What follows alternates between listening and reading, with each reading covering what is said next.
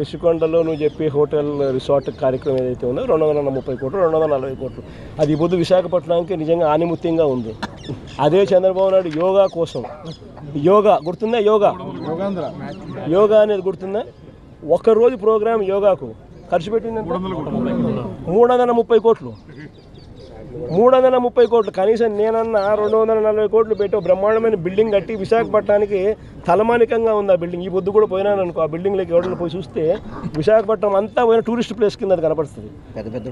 పెద్ద పెద్ద వాళ్ళందరూ దాంట్లో వచ్చి నేను గవర్నర్ గారు పోయినారు అనుకో, లేదా మోడీ గారు వచ్చినారు అనుకో, లేకపోతే పుతిన్ వచ్చినాడు అనుకో, లేదా రష్యన్ ప్రెసిడెంట్ పుతిన్ వచ్చినాడు అనుకో, ఎక్కడ పెడతారు?